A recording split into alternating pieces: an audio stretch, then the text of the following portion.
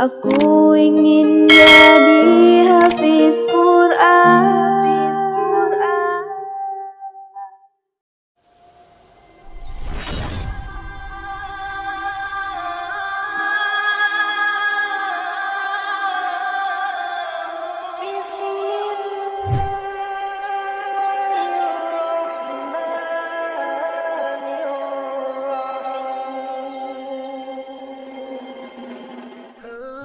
Assalamualaikum warahmatullahi wabarakatuh, sahabat Quran semuanya. Di video kali ini saya akan menjelaskan tugas sebenarnya dari seorang penghafal Al-Quran atau hafiz Quran. Sebelum kita mulai materinya, jangan lupa dukung channel ini dulu ya dengan cara like, komen, share, dan subscribe supaya channel ini bisa lebih berkembang dan bermanfaat untuk banyak orang. Oke, pertama-tama saya ingin bertanya terlebih dahulu kepada sahabat Quran semuanya. Apa tugas kita sebagai seorang penghafal Al-Quran? Apakah harus hafal 30 juz Al-Quran? Atau harus murojaah dan mutqin setiap waktu? Atau mungkin kita juga tidak boleh lupa terhadap hafalan Al-Quran yang sudah kita hafalkan? Jawabannya bisa ya dan bisa juga tidak. Jadi sahabat Quran semuanya, menurut saya tugas seorang penghafal Al-Quran adalah menghafal, bukan untuk hafal. Kita pahami dulu maksudnya ya. Definisi atau arti kata menghafal berdasarkan KBBI, yaitu berusaha meresapkan ke dalam pikiran agar selalu ingat. Sementara kata hafal, definisi atau artinya berdasarkan KBBI, yaitu telah masuk dalam ingatan atau dapat mengucapkan di luar kepala tanpa melihat buku dan catatan lain. Jadi maksud saya, tugas kita sebagai seorang penghafal Al-Quran hanya untuk menghafal, bukan untuk hafal. Karena hafal itu adalah kehendak dari Allah Subhanahu wa Ta'ala. Mau kita dianugerahkan 5 juz, 10 juz, atau bahkan 30 juz. Mungkin kita pernah merasakan, misalkan ketika menjadi imam sholat, hafalan yang menurut kita sudah sangat mutqin, tiba-tiba saja bisa lupa begitu saja. Ataupun ketika kita setoran hafalan Al-Quran kepada guru kita, tiba-tiba saja lupa atau tidak lancar. Padahal kita merasa sudah sangat yakin dengan hafalan kita. Atau kita juga pernah mendengar kisah Imam Syafi'i yang hafalannya tiba-tiba hilang begitu saja karena tidak sengaja melihat betis seorang wanita. Karena disitulah Allah yang Maha Kuasa berkehendak terhadap hafalan kita. Mau kita semutkin apapun, tapi apabila Allah yang melupakan kita, maka hafalan kita pun akan tiba-tiba lupa begitu saja. Dan juga apabila tujuan kita hanya untuk hafal, maka ketika sudah hafal kita akan menjadi lebih malas. Karena tujuan kita sudah tercapai. Katakanlah tujuan kita mungkin 5 juz, 10 juz, atau 30 juz. Maka ketika kita sudah mungkin 30 juz, biasanya semangat kita menjadi lebih kendor dan lebih malas karena tujuan kita sudah tercapai. Ataupun juga sebaliknya, apabila kita tidak bisa mencapai tujuan yang kita inginkan, yaitu mungkin 30 juz, kita juga akan menjadi malas dan patah semangat karena tidak bisa mencapainya. Berbeda apabila tujuan kita hanya menghafal.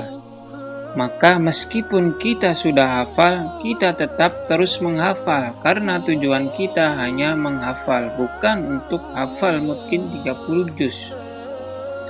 Ataupun ketika kita tidak hafal-hafal, kita pun tetap menghafal karena tujuan kita bukan untuk hafal.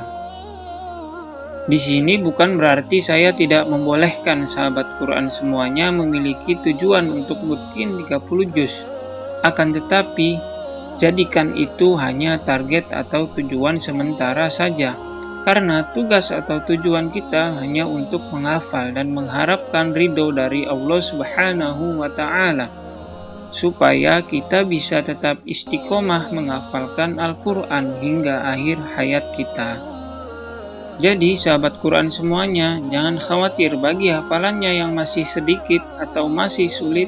Yang terpenting kita tetap terus menghafal karena tugas kita hanya menghafal. Nah, sebenarnya prinsip seperti ini juga sama seperti perjalanan di kehidupan kita. Karena kita hidup di dunia itu sebenarnya sangat simpel sekali. Cukup dengan kita melaksanakan ikhtiar lalu tawakal. Cukup lakukan 2 hal ini saja. Menurut saya, sistem takdir atau kehendak Allah Subhanahu wa Ta'ala dalam kehidupan itu sangat luar biasa apabila kita benar-benar memahaminya.